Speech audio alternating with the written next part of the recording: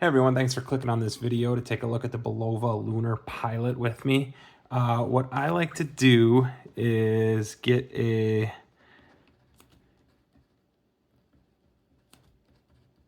stat sheet going so you guys can reference them throughout the video and just have them here.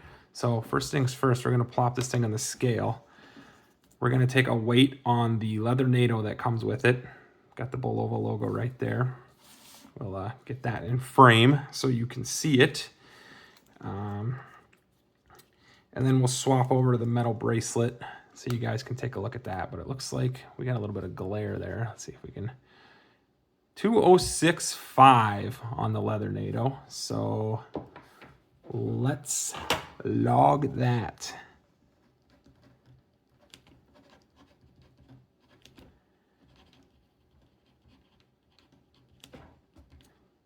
Did I say 2065?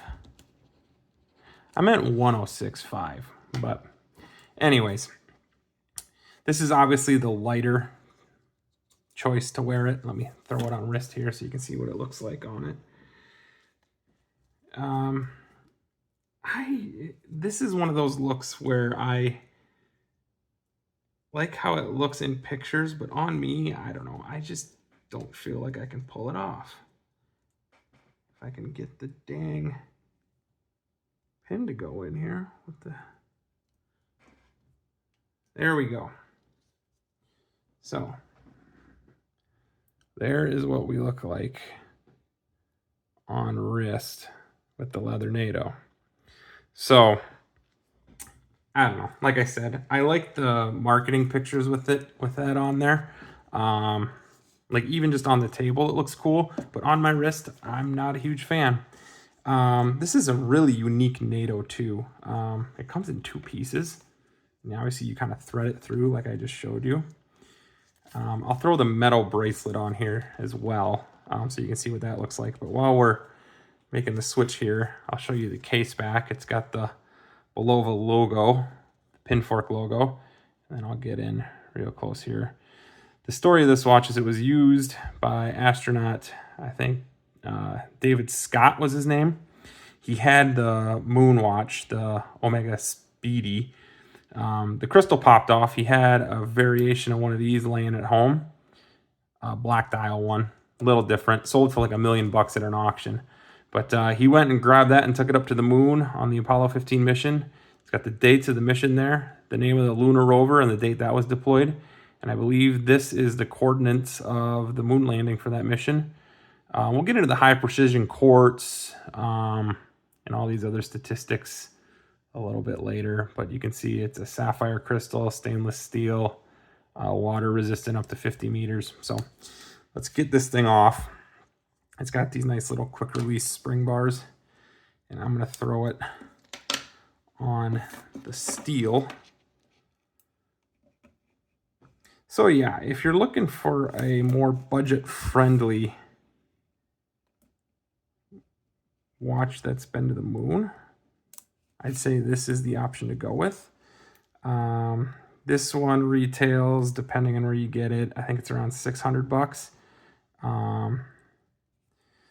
But you can get other variations. Like the black one is only like $300, and then they're coming out with like meteorite titanium ones. There's a red dial one. There's even a bigger one with a date at like 430 as well. So those are options too. Let's get a weight of this on the steel. 169.2. So steel bracelet weight 169.2 grams.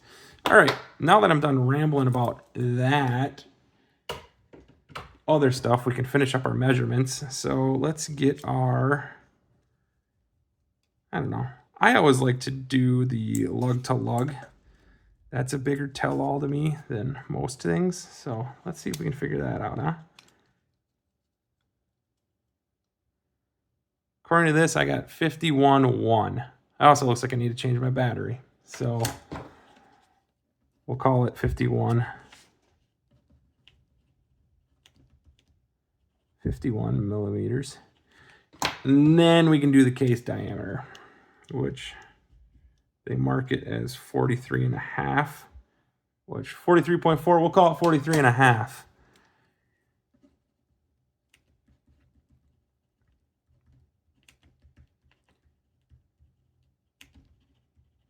And then let's do the thickness. 14 millimeter thickness.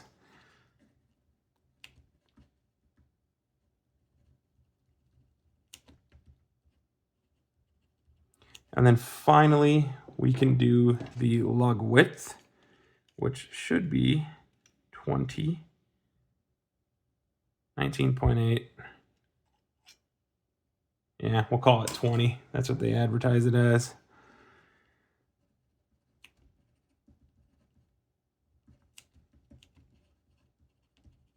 So there's your stats right there to reference while I ramble in the rest of this video. So we talked a little bit about the high precision quartz. This thing beats at 262 kilohertz. You can see that on the 6 o'clock subdial here.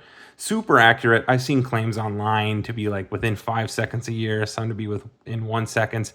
But it is a quartz watch, but you'd have a hard time telling that by how this thing is ticking. If you slow it down, it ticks about 8 times per second. So, like, honestly, pretty close to like, well, not pretty close. They're completely different. A budget spring drive as well from Grand Seiko. So you could compare it to that, or you could compare it to the Moonwatch, whatever you want to do. If we get a closer look at the dial, we've got that nice white texturing. And then you've got that nice silver minute track around it, and then the navy blue tachometer.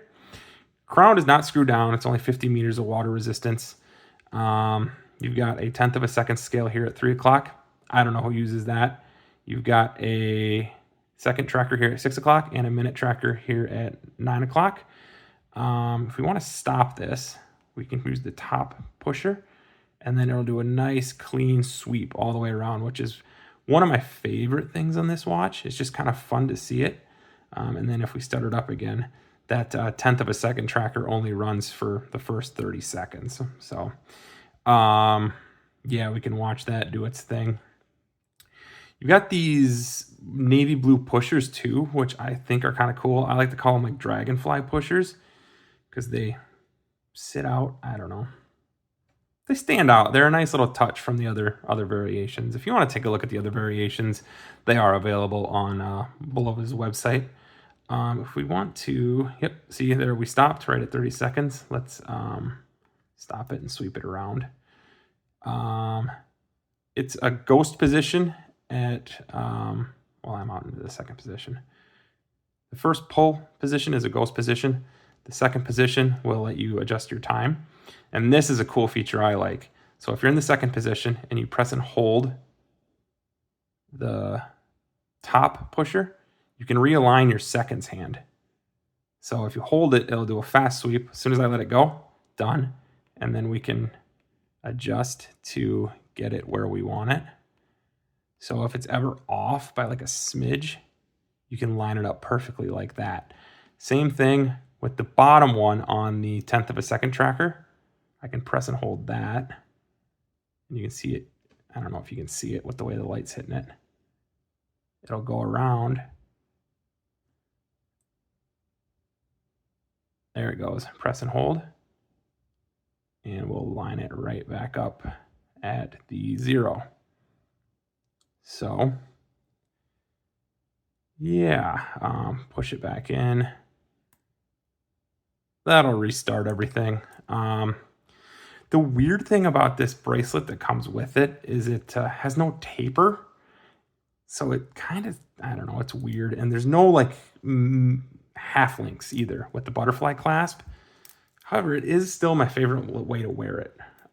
Let's pop it on so you can see it on wrist here real quick. Oop, slow down there. So that's my preferred way to wear this thing. I like a metal bracelet. I'm a metal bracelet and a rubber bracelet guy. But yeah, final thing here. Let's hit it with our torch here. Loom it up. so you guys can see what that looks like. All right, that should be good. Let's kill the light. Boom. Pretty good lume for a $600 watch. So it's got that like blue hue to it. But yeah, I wonder if I've got a way to maybe introduce a little more light so we can see it in some low light conditions. I have an idea. Let's do this. Power back up, and then